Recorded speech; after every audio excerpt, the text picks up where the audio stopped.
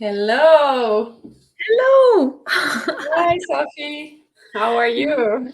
Hi, Minna. Nice to see you again. I'm so glad to Indeed. be Happy here today. Halloween. Yes, indeed. What a topical day for the topic that we have decided to cover today, right? Indeed, yes. We decided to do this kind of a little bit with a wink in the eye, the money and death as a topic for Halloween. And yeah, it is a rich topic. I mean, there is a lot to unpack here, isn't it? Isn't there? Right. And as usual, we like to talk about emotions. So it's going to be part of the conversations here. And well, we're live. So if someone is joining us through the live stream and is present either on LinkedIn or Facebook, uh, feel free to say hi in the comments so we'll know you're here. We are actually receiving the comments from the various platforms that people are watching us from, and we can see them in our studio here. So we're going to interact in this way, right? Exactly, and it's really an engaging topic. So we're looking forward to your comments and questions about this. Should we just get started, Sophie? What do you think? Look, I mean, as we said, we have quite a bit to cover. So let's keep everybody on schedule as well towards the end, and let's get started. Hi, everyone, as we said, and we're doing our quick round of introduction. Oh, hi, Lotta. Um, I'm uh, I'm Dr. Sophie Jablonski. I'm a positive financial psychology practitioner, which means I practice both positive psychology and I'm very interested in the topic of financial psychology. And I'm joined by the wonderful Minna Schmidt here, financial well-being coach, right? Yes. Hello, everyone. Very nice to see you. So today we're diving into a topic that can stir up emotions, as we said, and we called it with the wink, but also with much humility, actually, money and death and the emotions around inheritance. Mina, this is quite an important topic, isn't it? Absolutely, Sophie. And yes, inheritance is not just about money. We know it. It's much broader than that. It's about love, it's about loss, it's also about legacy. So we know inheritance often arrives during a time of grief, and it means that it is an emotionally loaded time. And many of us might not actually realize how much our emotions can impact the financial decisions that we take. And particularly when we're in the middle of a challenging or very sad time in our life. So today we are going to unpack these complex emotions around inheritance and how they affect especially women in midlife, and how we can actually help us to make empowered decisions during these transitions. Yes, indeed. And also, we wanted to say a few words before we really get started because we wanted to make the point that obviously not everyone is receiving an inheritance. And there are also a lot of people that grow up or go through their lives and knowing that they cannot expect an inheritance. And in fact, many of us may need to support financially our parents or other relatives that are in financial trouble and who have, for example, not been able to save enough for retirement. Yes, indeed. Yes, it is kind of a privilege to have parents or relatives who have been financially savvy and who have been taking care of their finances, managing them so well that they can actually leave something to you. And not everyone has that. So that's something to consider. Another thing to consider also, inheritance can sometimes, even in many cases, become a kind of messy situation, even resulting in conflicts within the family. And, for example, you might notice that having a kind of very rational conversation about money with your siblings may be very difficult, because that's not something that you typically do. And sometimes these processes can take multiple years, even, until they get finally sorted out and clarified. So it can be a quite painful or even challenging process sometimes. Right. And that was important to say, right? So we're gonna now go into our first topic for today, about navigating the emotional shock waves of inheritance. And why this can happen is, we know, or we've seen situations where inheritance can be a hidden topic until it happens. And when it does, sometimes because it has been hidden, but not just because of that, it can trigger a wide range of emotions, from actually relief, gratitude, to guilt, to responsibility, and even to fear, as we're going to talk a bit more about today. And we see these feelings are playing out also at midlife. And why we talk about that is because midlife for many women is a time when we are juggling many different transitions, many different things in parallel. And I was curious, actually, Minna, from your experience, how do you see bereavement and inheritance affect women, particularly at this stage?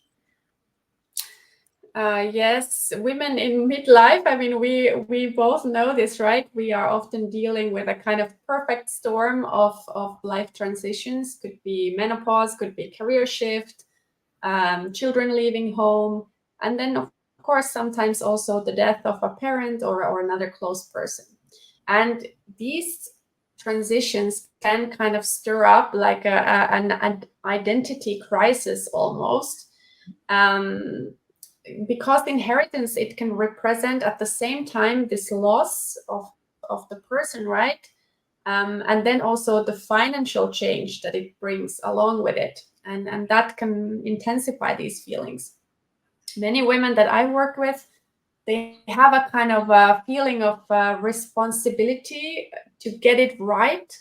Maybe that's kind of honoring the wishes of the person, right? Or managing the way money in some way to benefit the family. So these thoughts are often there in the background.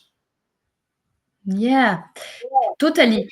And in fact, what I've seen also around me, and also what I've been through myself to some extent, is that there are people who feel like they've been handed to some extent a gift, but it also feels like a burden.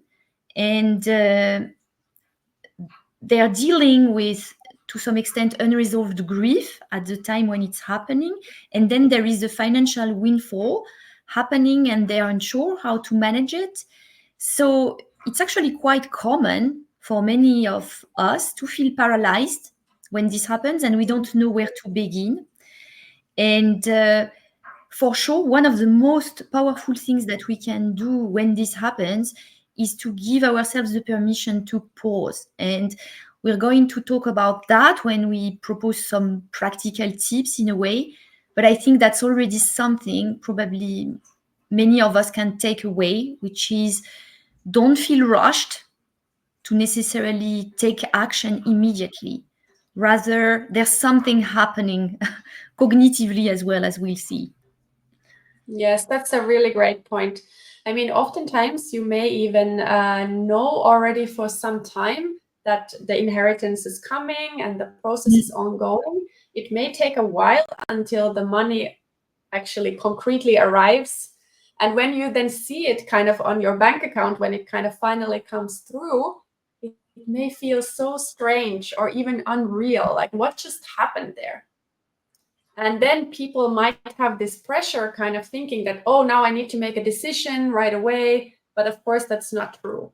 And taking the time to kind of really first emotionally process the thing before making any rushed decision can actually help you from potentially doing some financial mistake even. So I really recommend taking the time, pausing, maybe simply parking the money in a safe place, whether it be just a savings account or like maybe a fixed term deposit account, can provide you kind of some breathing space while you process it, and then you make the decision with time kind of how to use this.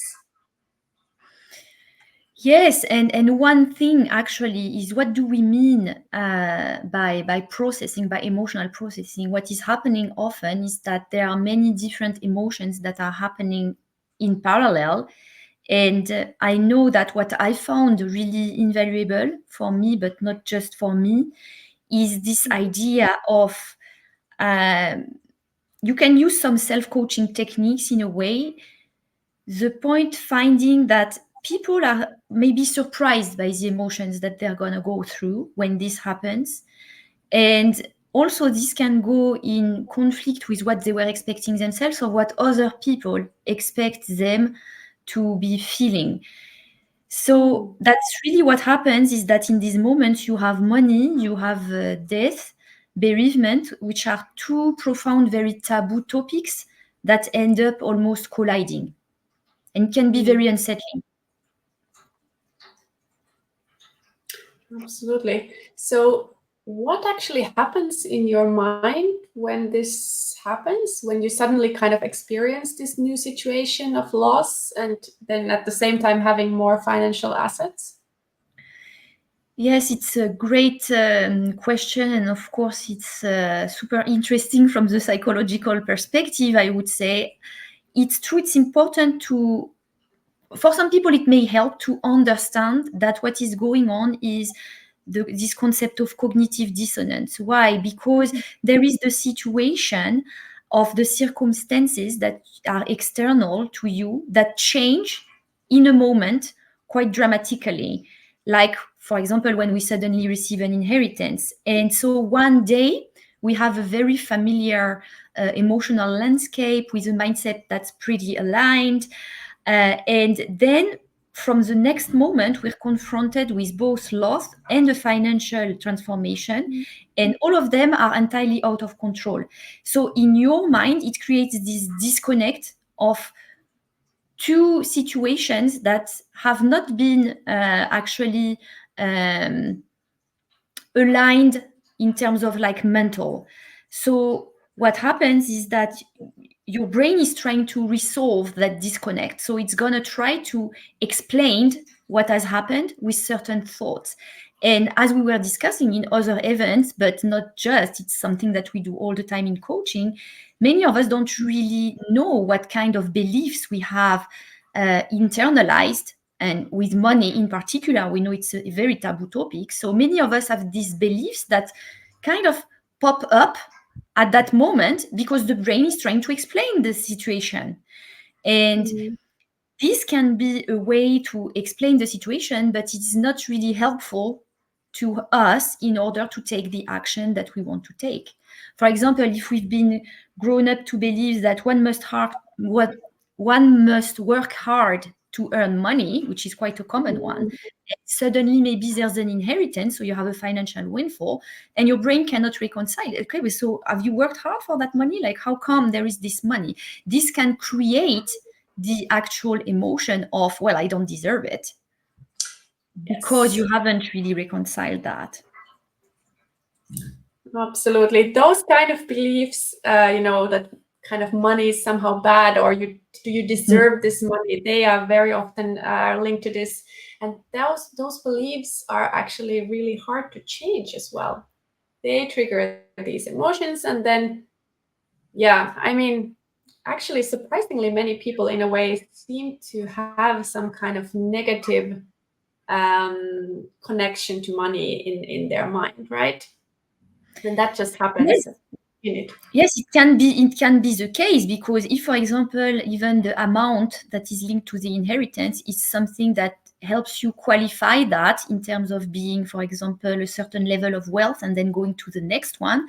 What is the story that you associate to the new level of wealth? Have you checked it out? I mean, obviously, the good news is that you can work on thoughts, right? That's why we have coaching, and that's why we're doing the work that we're doing. And sometimes you can even do this, if I want to say in between quotes, preventatively, if you know a certain situation is likely to occur. But even when it occurs, it might be the perfect moment when you're able to, of course, as we say, first regroup and process, to look at it and try to use your rational mind to actually decide what you want to believe about what's happening, and which will enable you to be more intentional in the actions that you decide to take. And even more deeply, it can actually help you to go on a personal growth journey with regard your own values, and making sure that you're able to make the most of the situation and of the emotional experience that you're going through. Absolutely. I just wanted to actually suggest, should we go a bit deeper into those emotions that often arise with inheritance? And in particular, maybe the negative ones, guilt and fear, maybe this responsibility as well. Yes. In fact, guilt is one that we see very often when women or other people, but women also inherit from a loved one. Very often there are thoughts that go with it around why me? Why do I deserve this? Am I really worthy of this wealth? And what can happen when it's unchecked in a way is that it can lead to either being completely paralyzed financially, or to perhaps even spend recklessly, or let's say without being able to really be intentional about it. So I've seen both. And one of the reasons is they might have some unchecked thoughts, as we say, some beliefs that are making them want, unconsciously, obviously, to get rid of this money that is creating as we saw, the cognitive dissonance. And at the same time, other may decide to really hold on it and not get rid of it, but as a way to maintain, because they're not yet able to really reconcile the story. So this can be two typical ways. And we wanted now to actually engage a little bit, right, with the audience who is listening to us today. And we wanted to ask you who are with us, what kind of emotions have you personally, or perhaps other people you know, been through when an inheritance situation has happened? And if you want, you can answer using the chat, so we would be able to see if some of what we said has resonated to some extent. And because there's a large variety of emotions that can go with this. Absolutely. I guess guilt and fear, I mean, those are probably the ones, the more negative ones that come often up as a topic, right? Because they also go often kind of hand in hand. If we don't feel kind of worthy of the money, then we can self-sabotage in some way, whether it's indeed like trying to spend it very quickly, or fully avoiding to make any decisions at all. And maybe I could tell like one example story of a lady. So this lady, she received a pretty significant inheritance. It was almost 200,000, right, from her uncle, and she was not expecting it at all. So it came as quite a surprise to her when she first got to know about it. And then it actually took for about a year for the process to come through, and then kind of for the money to come through to her. And when she then finally saw it on the bank account, she actually suddenly felt very sad. Oh. And it made kind of all those feelings of grief to kind of come to surface. And, she actually knew that this was the wish of her uncle for her to receive it. And her uncle would have, she knew that her uncle would have wanted her to be happy about receiving this. But what she felt instead was confused, guilty, a bit of imposter syndrome as well. And she also felt, like you mentioned, kind of this pressure of doing the very best thing possible with this money that was left to her. Yeah, this is probably quite common, I guess. And what can compound these two is what we were discussing in a previous event as well, is this idea sometimes that women also have these beliefs possibly that they are not really well equipped to know what to do. So even if she wanted to honor the wish, she was maybe feeling like she was not equipped. So that's a very powerful story for sure. And how in the end did she resolve this? Well, she first took some time. She kind of started to think about what she could do with this money. Something that actually helped her was that she made kind of a list of the things that she wanted to do with the money. For example, she wanted to invest for her kids. Yes. She wanted to improve her own retirement savings. Those were kind of very concrete targets and very kind of good things to do. And so then she started to feel a bit better about receiving it.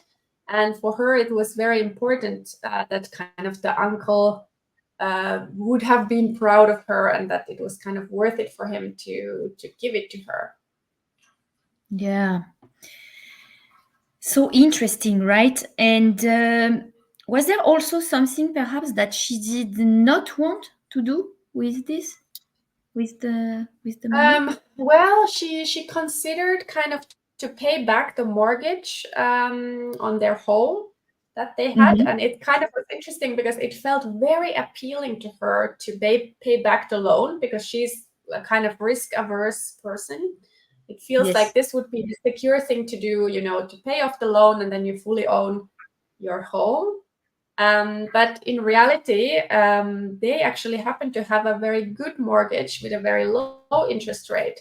And, if you think about it rationally, right, with your financial mind, you know that you can probably invest this money elsewhere and get a better return than actually paying off that mortgage and avoiding avoiding to pay the interest rate. So finally, actually, she convinced herself that no, she will actually keep the mortgage because it's a good one, not paid back yet, and invest the money elsewhere to earn better returns. But yeah, it took her some time, and it was also an emotionally charged process, kind of, to go through that. So absolutely. Right. Many different stories, right? As we were exchanging, preparing for that, we realized how individual it can be. So, wow, okay, fear, yes. Lotta, fear of not fear of not making yeah. Yes, exactly. This is, I think, very similar, actually, kind of to this lady, right? This maybe the pressure, kind of, to use it in the best possible way, right? Oftentimes we feel that when this comes. So very, I think, common, maybe, right? This is maybe to respect the wishes, to be worthy of this. Like those are the emotions that are kind of associated with, right? Right. And so that's such a common topic also in coaching, right? How to make the right decision.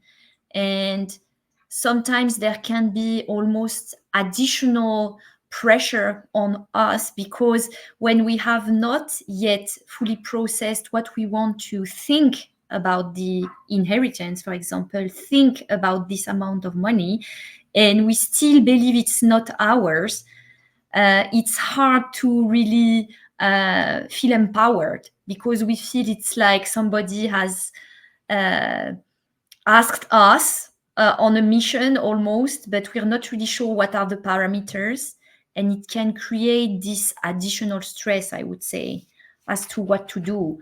So yeah, we're going to unpack this a little bit more with also the freebies that we have prepared. So that was very nice to note this. If anyone else wants to react in the comments, don't be shy. We really like interacting with you, and we think there's real power in being able sometimes to say the words in a certain community. And I know that I'm also processing some of that myself, which is why I love to be able to exchange with other like-minded people, and know that we are not alone in feeling that, because if we are not necessarily feeling what is expected, it can be a bit uncomfortable. So okay, I think what we wanted to say here. Yes, we wanted to ask also if some of us have felt somehow that, so that's a good question, money right? is bad in some way. I am confronted by that in my coaching, at least quite many times, that there are some of these feelings that, it could be like, the very wealthy people have not really earned it, or, that money is corrupting, or like some thoughts around money being bad in some way, then they might come. Like, it's interesting to hear if anyone here has kind of experienced something like this. And it's true also that in some cases, I mean, I was listening to other people's story, but when, for example, the inheritance is coming from possibly unexpected or even violent death, people tend to see that this amount may be tainted, because it's almost like, in between quotes, blood money. And that can be something that happens too. And it can take some work, right? Because obviously, if the death is also violent, it could be to some extent traumatic. So it's both processing emotionally the psychological distress, and at the same time taking time with a step-by-step approach to reconcile with what we want to do with it and rewrite the story in a way. Absolutely. It's a heavy topic, right? I wonder, Sophie, did you have gone through an inheritance? Would you like to share a bit how that was for you? Yes. Well, so personally, when I went through this process, I struggled a lot with feeling unworthy of receiving anything, and it was almost symptomatic of how it's been for a while, that I knew this person had in mind to leave me with something when they would die, but I was really not. At the moment when it happened, I kept asking myself, okay, what half do I write? Why me? And the classical ones that we went through together. And what really helped me was, obviously, at the same time, coincidentally or not, I had started to learn about positive psychology practices, and I really used self-compassion. And what I did was really to learn how to view the inheritance as really a gift, and a gift for me to be able to honor their memory in a meaningful way. And I still align that with my values, but that really changed the narrative. And that's something now that I also do with some of my clients that are coming to me to discuss such things. Thank you for sharing that story. I mean, it's really interesting to hear. And may I ask, actually, did you know throughout your life that you would be receiving this? You said you did have some idea, but did you know this all your life, or was there a discussion beforehand with this person kind of about it, or? Yes, this person really wanted to talk about it, but we discussed a little bit the money personalities, and me being an ostrich, I really didn't want to hear what that person had to say. So obviously something that goes with the relationship sometimes, but what I'm sharing here is purely my own story, and maybe this can help others. So I'm going to say, but I didn't have clear details about the finances. And to be honest, I always thought that because I had been raised in thinking that discussing money is somehow greedy, and that talking about inheritance, especially if the person is still with us, was some way, I don't know, maybe like a superstition that it could create some harm, or it would create a problem for them, like tempting fate or something. And I think there was some of that going on. And so as I began the process of inheriting, I had a lot of feelings of unworthiness. And what I realized in time is that these were just a symptom of something else that was going on with me, and which can be the same of other people, a sort of low self-esteem that we think is linked to the situation, but actually is revealing of other insecurities. And that's why I think we want to approach with Flourish Financially the situations around money that can be opportunities to grow personally, using finances as the lever for your personal growth. So in that case, for example, self-coaching was really helpful for me. I was able to rewrite a little bit the story and turn this into, okay, this is an opportunity for me to become the person I've always wanted to be, maybe the next version. And that it was not about the money, but that this was the way that I could pursue that next steps. So, for example, I think when we receive a certain amount, it can put us in an unbalanced position because we feel that we don't deserve to receive that gift. It's like a gift that we can never repay because the people are not with us anymore. And what helped me was to be able to tell it differently, that to some extent, when I was honoring their wishes to have accepted the inheritance, I was offering them something that was also meaningful to them.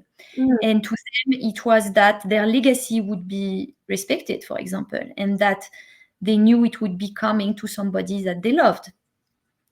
So to some extent, this perspective helped me to rebalance this emotional relationship I had with the money at that time. And I decided that it was part of the trust and the love that they wanted to give to me.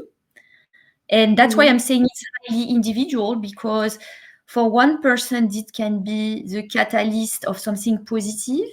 And for other people to associate that this money can be linked to love will make them mean that if they get a certain share or get less, it will mean they were less loved. So this is a personal journey that each of us can do to rewrite the story in a way that serves us. I think that's what's really important.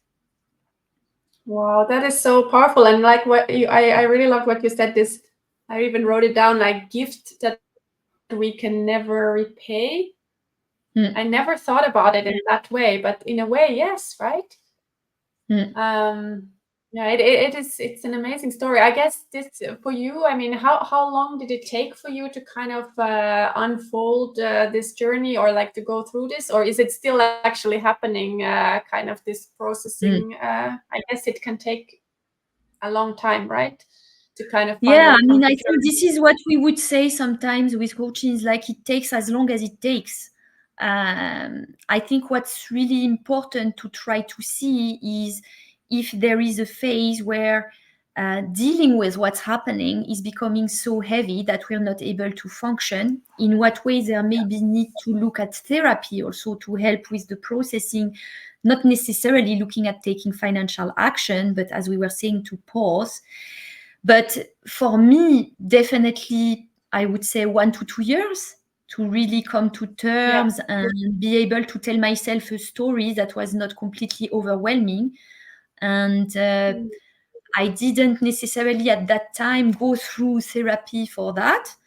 But I was going through my own journey of transformation with other things. So, as we were saying, with midlife Part of it. transition, everything collides. So you just do what you can. But I must say that thinking about my money beliefs, using this opportunity to decide to handle my financial health differently, was really a turning point. Yes. I can imagine. I can totally imagine. Um, shall we actually move into more that part now? The practical steps, kind of what can help. Because Okay. indeed, like it's one thing is for sure the to understand these emotions, right? But another thing is kind of then also to have the plan. How do you manage the financial part? How do you manage the emotional part? And one of the key steps, what you can do is to build kind of a financial team to be on your side. So you don't have to handle it all alone. Sophie, what do you suggest in terms of building this kind of strong support system to help you through? Yes, so obviously it will depend exactly on the situation, but especially if it's a bigger inheritance, you may want to have a conversation with financial advisor, tax advisor, because many of the people that we have around us, Minna, and even possibly coming to this event today, we have had these international lives. We have lived in different places, and perhaps even the deceased are in another country. So all these considerations are part of, let's say, making sure that we are able to do financially healthy decisions. So tax, and as we were saying as well, to have a financial coach or a therapist, because it also exists financial therapists if we feel there's something specifically related to the money that is hard for us to process, can be tremendously helpful. I know that when I went through that, I mean, people don't necessarily give you that advice. So you're left feeling very alone almost. And at the same time, judging yourself for not knowing what to do. So this kind of team would be the basic. And then, of course, in terms of support system, I would say being able to have the conversation with like-minded people that are not necessarily there to advise you, but rather also to support you emotionally. So it's important to feel like you're able to talk about that with trustworthy individuals. And when you have this combination, you're able to manage both the practical sides and the emotional sides.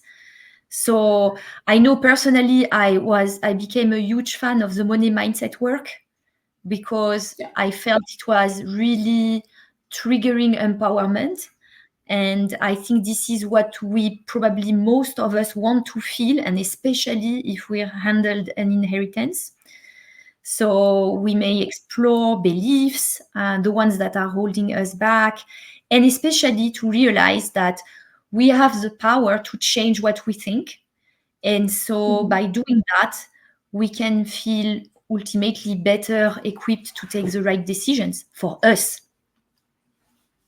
Absolutely. And I love this, what you were saying, if you're, of course, it's good, especially if it is indeed a bigger inheritance, to have the technical side covered, right? Whether it's financial advisor, tax perspectives. But if you just do that, it might leave you feeling quite lonely or isolated or not understood when you're not addressing, especially if there are sort of more emotional aspects to consider.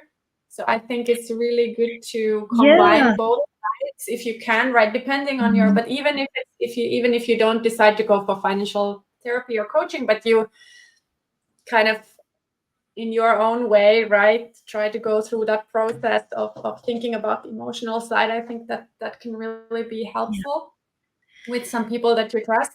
And by the way, later on we have a guide, exactly about this, kind of a starter kit, at least, on how to start like processing and unpacking those emotions. So we will make sure to have the link later, so you can get that. So yeah, absolutely. I love that, to have the both sides covered in a way. And then just something else to keep in mind, in case there are kind of disputes about the inheritance. So that can, of course, sometimes happen as well. And then it's, of course, important to keep a cool head, have an open conversation about it with the people involved. Ideally, of course, calmly hearing everyone's perspective. Sometimes the discussions may get more heated as well. And if that does happen, depending on the context, you may also consider getting help from a neutral third-party mediator. Those exist. Someone who can facilitate kind of the discussion. Or of course, you can always consult also with a lawyer if things come to that end, someone who's specialized in family law. Yeah, I've heard about this a lot, right? Emotions can often run high in these cases. And, of course, trying to remain calm and focus also on preserving the relationships throughout the process. And maybe one thing I could still mention as well, it is, of course, for those who are left with an inheritance, it is an ideal situation when there is open communication about the inheritance plans already before a loved one passes away. So to the extent that they have, for example, made a clear expression, a clear testament or will, had that discussion, I think that helps avoid conflicts later on. And of course, this is something that doesn't always happen in families. This is a taboo topic, maybe a difficult topic, right? But if we start having more openly these conversations, I think it can really help to avoid perhaps even lengthy discussions or conflicts in the families afterwards. Maybe we could also open the call at the same time for anyone who would like to share if they have thought about making a will or already made one, or if their parents have had a talk about it. Because some families are very open, others not, right? Because even if people are having the conversations, like in my case, if the person on the other hand is not really ready to receive the information, I think it's interesting because I'm still now benefiting from these conversations that didn't really take place. It's like the information was sprinkled, but I didn't really maybe want to actively listen, but I'm still getting some of that benefit. So I'm really thankful that the person wanted to teach me probably and to encourage me. But indeed, then I see also with other people, it would be a completely different situation. Not everybody is ready to have these conversations. And with regards interacting with other siblings, I think what is really interesting is also to keep in mind with the same compassion we need to have for ourselves and our emotions, they will be going also through their own storm, through their own emotional storm, because they're also living the same cognitive dissonance. And I think what's happening very often is that our money scripts, these beliefs, they come to the surface at that stage, and we start to have them more exposed because we're discussing money topics, which we don't necessarily do. And that's where it can create some tensions, because we feel like, okay, but we don't understand each other on these basic beliefs. And that's actually valuable, I guess, because you can also grow from that. I know in my story, there were opportunities that I could grow in my relationship with my sister, for example, by being able to have some of these conversations and being curious of her beliefs and really seeing how they were different to mine. We're talking about really the money beliefs, right? What we think about it, how we feel about it, what we want to do with it. We're so different, and having the possibility to think about that in an open manner changes everything. It also shows you that indeed you can never fully reconcile these stories necessarily, but it doesn't mean that you cannot continue to have the relationship with the person. So that was really nice. And well, I know we're over time. We had a freebie to share, right? Which is a bit like a few prompts that we wanted to share.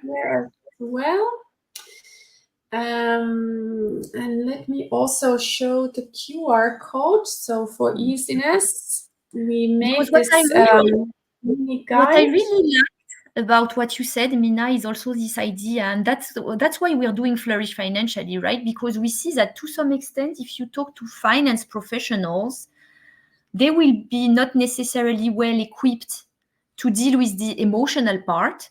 And at the same time, the life coaches, which might be talking about emotions, or even other type of coaches, they're not necessarily well equipped to be talking about the, financial whatever, balance sheet and investments and things that are a bit more technical in that sense. And that is what is creating something really tough for the person going through that, because they feel if they are emotional, that they're going to make the wrong decision. And at the same time, when you're only talking about money, it feels insensitive. So you're completely caught in between both. And the key is to accept and reconcile them and say, actually, it's normal, I'm having emotions, but what emotions do I want to feel? What thoughts do I want to have? And that's the way to be able to decide what actions to take. So, absolutely. Yeah. Right. So, I mean, what? Just Dave, this is a great guide on, starter kit almost of like how to start processing those emotions. So I just put here the QR code. So if you're with your phone, you can scan it, or there's also the website there in the kind of scrolling text, which you can also go to and get this guide. It'll come to your emails then. Yeah, it's, as we said, it's not an easy process. I think there are several kind of steps that you can take. And we know it's not just about managing the money, but also thinking about your well-being and making sure that your decisions align with your emotional state.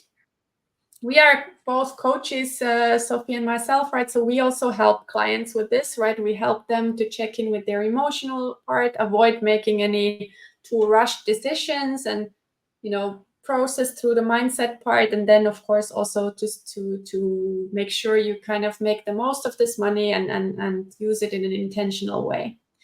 And I would also like to add one thing here, which is, don't feel also too much of this pressure to use the money perfectly or in a way that kind of really this person would have wanted you to spend it. You are the person in control. It's your money now, and you decide, right? if you set up these impossible standards for yourself and don't allow yourself to also enjoy this at all, this may also kind of backfire on you. So then you might get paralyzed on and not do anything at all with it. So that's not the purpose, right? You are the person who is now in charge, and it's in the end only your own values that you need to kind of align with, I would say. Yes, so important. And so indeed, sometimes we like to reverse a little bit the order because we tend to think we need to react very quickly and make the right move in a way. But if you look at what we have in that guide, you see that there are several steps, and this is the different things we have covered actually in our conversations today. But there's this idea of pausing first, then assessing your emotions and processing them, making sense of what's happening, building a team, so finding people that can support you in getting where you want to go, but really also thinking about your values, your personal values, like you were just saying. And only step 5 is about the action plan. So if we are not at the action plan yet, I would say, again, no need to like really try to rush through or to feel bad about it. I think it's actually probably better, because unless you have been able to do these different steps ahead of time, which is also possible, right? If you're having the conversations and you're like more open about it, but it's not gonna be the case for everyone, then that's probably the more, I would say, mentally healthy approach to do it, is to take the time to go through the different steps. And I know we are already over time. I just want to still also open the floor for any questions or comments from the audience. It's always nice to hear from you. I hear there's already one comment. Really great topic and conversation. Thank you. Thank you so much. It's great to hear that you appreciated this. It is indeed a topic that doesn't get discussed often enough, right? So it's always, we try to choose with Sophie these topics that are sometimes challenging, that have an emotional part attached to it. So thank you. Thank you for tuning in.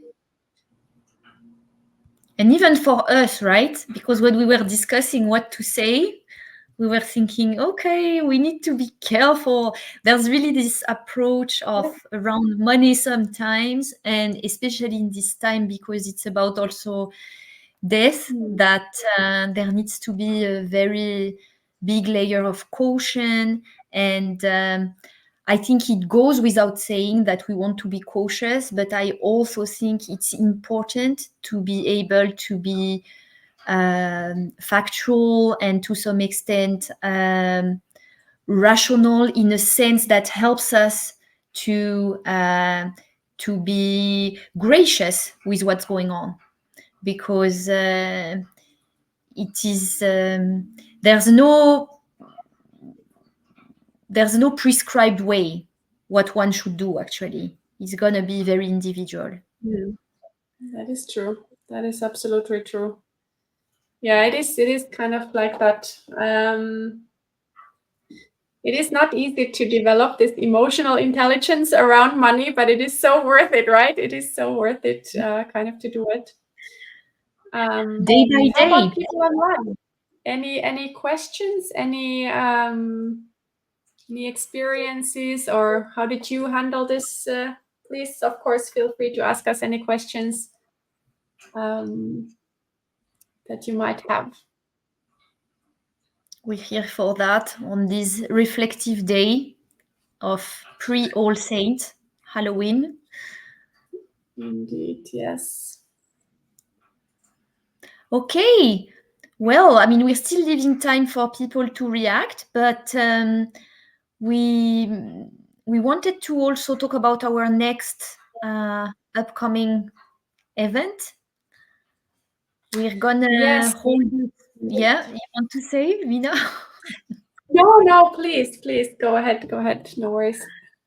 we're gonna hold a special webinar for Flourish Financially community on the 11th of November. It's gonna be a Monday. 11th of 11th. Yes, and we're super excited. It's gonna be about how to be financially unbreakable for women. So that's quite a topic. And we're going to unpack there a bit about financial resilience and some of the various ways in which we think you combine the insights from financial planning and positive psychology, and you're bringing together this into a more integrated way to approach finance is very valuable for many women, and especially the ones that we work with in midlife transitions. So that's what we want to talk to you about on the 11th of November. In the meantime, I think this one will be available on LinkedIn.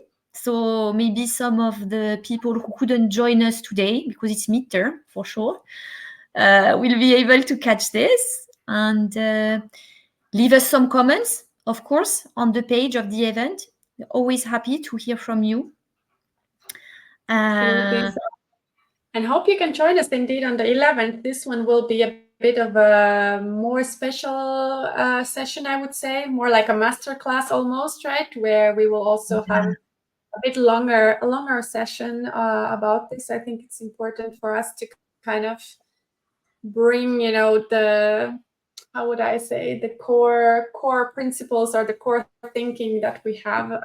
So that's why we are excited about it. We make sure to invite you all